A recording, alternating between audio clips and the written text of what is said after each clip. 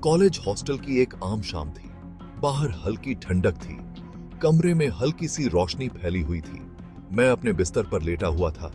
दिन भर की थकान के बाद थोड़ा आराम कर रहा था। हॉस्टल के गलियारों में हल्की हल्की आवाजें गूंज रही थी। कहीं कोई हंसी, कहीं किसी के झगड़े की आवाज और कहीं कहीं गानों की धुनें। सब कुछ रोज जैसा ही था, लेकिन मुझे नहीं पता था कि आज की शाम मेरी जिंदगी बदलने वाली है। बारिश हो रही थी। खिड़की के बाहर बूंदें टपक रही थीं। मैं गिटार बजा रहा था, अपनी ही धुनों में खोया हुआ। बारिश की आवाज और गिटार की ट्यून मिलकर एक अजीब सी शांति दे रही थी। ऐसा लग रहा था जैसे सारी दुनिया थम गई हो और मैं बस अपने ख्यालों में बह रहा हूं। तभी अचानक मेरा फोन बजा। स्क्रीन पर अननोन नंबर फ्लैश हो रहा था। आमतौर पर ऐसे नंबर से कॉल आए तो मैं उठाता नहीं, लेकिन उस पल कुछ अलग सा महसूस हुआ।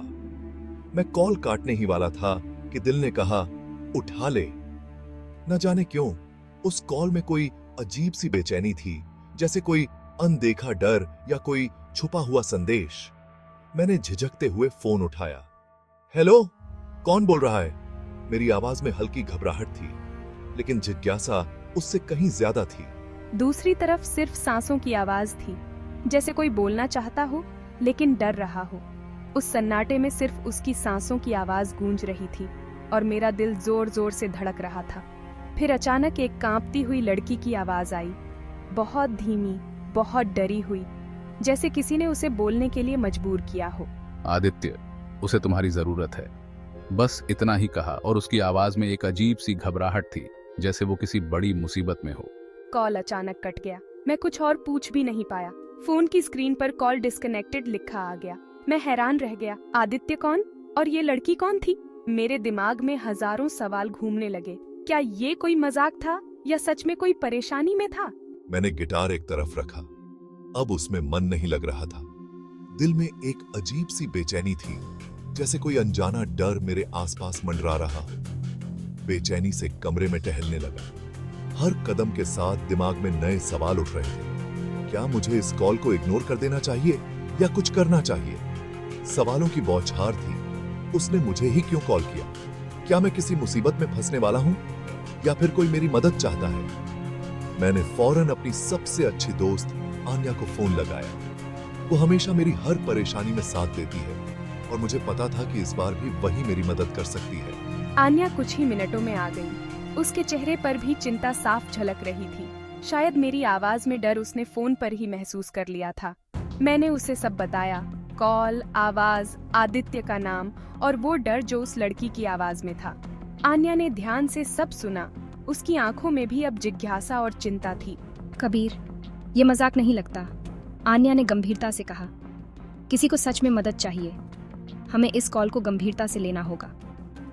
उसकी आवाज में दृढ़ता थी, जैसे वो पहले ही तय कर चुकी हो कि हमें कुछ करना है। उसकी बात में दम था। मैं भी अब और इंतजार नहीं करना चाहता था। दिल में डर था, लेकिन उससे बड़ा था सच जानने का जज्बा। हमने तय किया, इस रहस्य की तह तक जाएंगे। हमने अपने अपने फोन निकाले, गूगल पर आदित्य नाम के स्टूडेंट्स की लिस्ट देखने लगे और सोचने लगे कि किससे पूछना चाहिए। हमारी सीधी सादी जिंदगी में एक रहस्यमयी तूफान आ चुका था। अब सब कुछ बदलने वाला था। हमारी दोस्ती, हमारी रातें और शायद हमारी किस्मत भी। अब हम दोनों उसके बीचों बीच खड़े थे। एक अनजाने सफर की शुरुआत हो चुकी थी और हमें नहीं पता था कि आगे क्या होने वाला है। लेकिन एक बात तय थी, अब पीछे मुड़ना नामुमकिन था। End scene. अगली सुबह हम मिशन पर निकल पड़े। रात भर वही आवाज कानों में गूंजती रही। मैंने दोस्त की मदद से उस नंबर की लोकेशन ट्रेस की। क्लास बंक करके कैंटीन में लैपटॉप पर नजरें गड़ाए बैठे थे। आखिरकार लोकेशन मिली, हमारे कॉलेज की सेंट्रल लाइब्रेरी। लाइब्रेरी? कुछ तो गड़बड़ है, चलो देखते हैं। लाइब्रेरी की पुरानी इमारत आज अजीब डरावनी लग रही थी। हम बेसमेंट की ओर बढ़े। वहां ठंडक, धूल और किताबों के ढेर थे। तभी एक लड़का दिखा। वो हमें ही देख रहा था। उसकी आंखों में गहरी उदासी थी। हम अचानक रुक गए। सामने एक लड़का खड़ा था, हमारी ही उम्र का, लेकिन उसकी आंखों में एक अलग ही गंभीरता थी। उसके चेहरे पर एक ऐसी उदासी थी जो किसी गहरे दर्द की गवाही दे रही थी। उस पल हमें एहसास हुआ कि ये मुलाकात मामूली नहीं है। कॉलेज के उस शांत कॉरिडोर में सब कुछ जैसे थम सा गया था। उसकी मौजूदगी में एक अजीब सा तनाव था, मानो कोई अनकही कहानी हमारे सामने खुलने वाली हो। मैं जानता था तुम लोग आओगे, फोन मैंने ही किया था। दरअसल मुझे यकीन था कि तुम लोग सच्चाई जानना चाहोगे। मैंने ही वो कॉल किया, लेकिन मेरी आवाज़ नहीं थी। पर आवाज तो लड़की की थी। हम सब हैरान थे क्योंकि कॉल में एक लड़की की आवाज थी और हम सोच भी नहीं सकते थे कि उसके पीछे ये लड़का हो सकता है। वो मेरी दोस्त थी। मैंने उससे मदद मांगी थी क्योंकि मैं चाहता था कि आदित्य की कहानी किसी तक पहुंचे। आदित्य मेरा सबसे अच्छा दोस्त था और उसकी कहानी बहुत कम लोग जानते हैं। मैं चाहता था कि उसकी सच्चाई सामने आए ताकि लोग जान सकें कि उसके साथ क्या हुआ था। अर्जुन ने धीरे धीरे हमें सब कुछ बताया।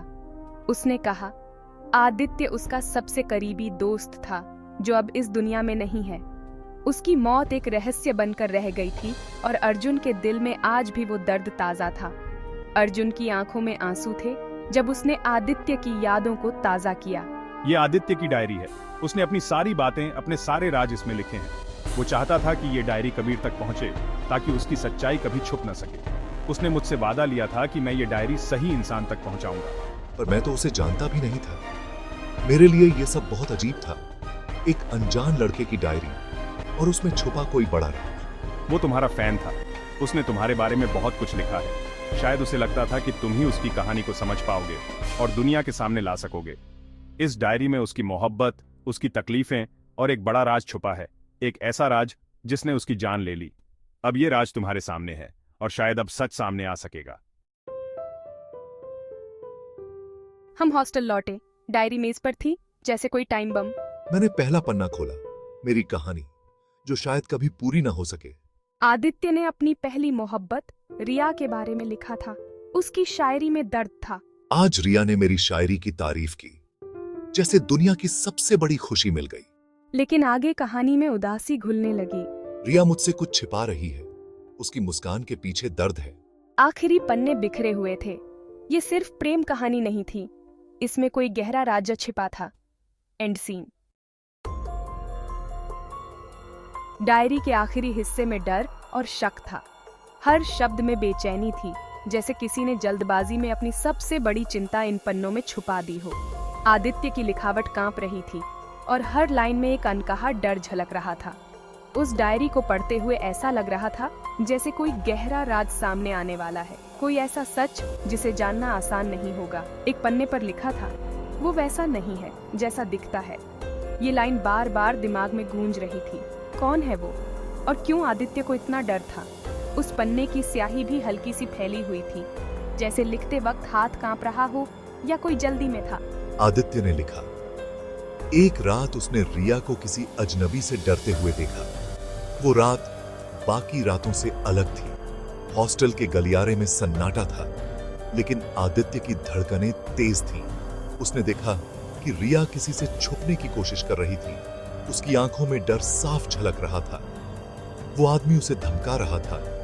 उसकी आवाज धीमी थी, लेकिन लहजा बेहद सख्त। रिया सहमी हुई थी और आदित्य दूर से सब देख रहा था, लेकिन कुछ कर नहीं पा रहा था। उस पल आदित्य को समझ आ गया कि मामला बहुत गंभीर है। आदित्य ने लिखा, रिया मुसीबत में है, मुझे उसे बचाना होगा।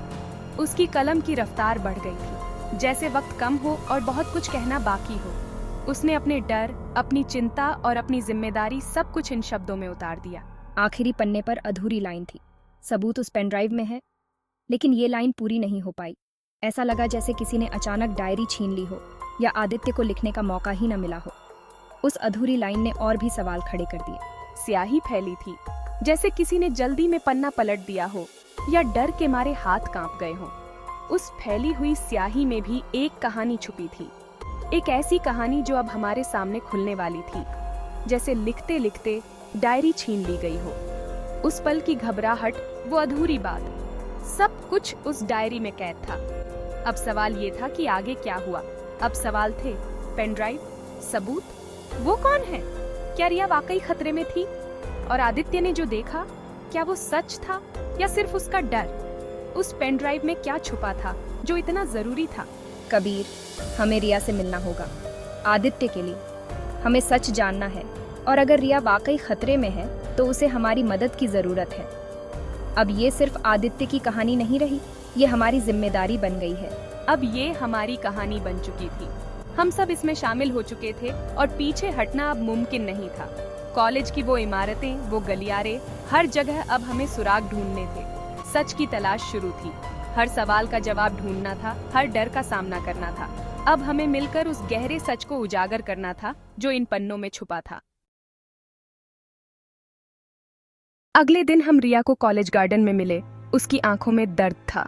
रिया, हमें तुमसे जरूरी बात करनी है। मैंने डायरी उसके सामने रख दी। रिया फूट फूट कर रोने लगी। मैं आदित्य से प्यार करती थी, लेकिन एक आदमी मुझे ब्लैकमेल कर रहा था।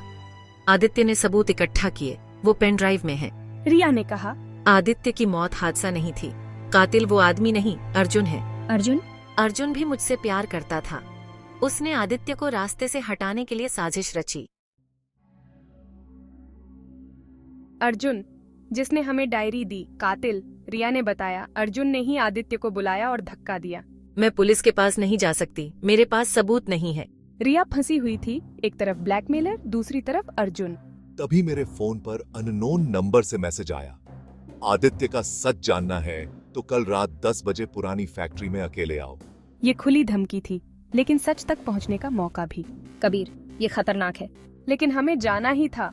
वो रात हमारी जिंदगी की सबसे लंबी रात होने वाली थी।